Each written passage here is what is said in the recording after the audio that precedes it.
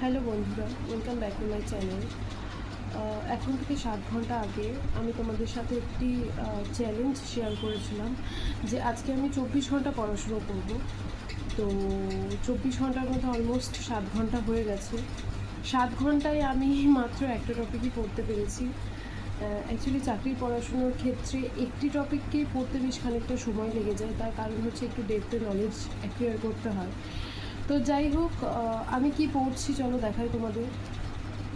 Basically আজকে যে পার্টটা নিয়ে পড়াশোনা করছি সেটা হচ্ছে এই পার্ট 2 লেখা রয়েছে, নলেজ অর্গানাইজেশনের যে পার্টটা, এই পার্টটা নিয়ে। এখানকার ইউনিট 1টা আমি অলমোস্ট পড়ে ফেলেছি, ইউনিভার্স অফ নলেজের যে পার্টটুকুনি। যে পার্টটা এখন এই মুহূর্তে দাঁড়িয়ে পড়ছি সেটা হচ্ছে বিবলিওগ্রাফিক ডেসক্রিপশন।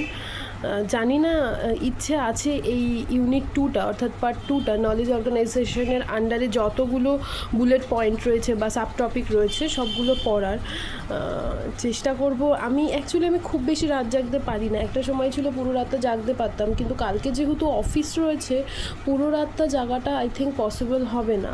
ওই খুব জোর হলে 3টে পর্যন্ত জাগতে পারি, এর বেশি জাগা হবে না।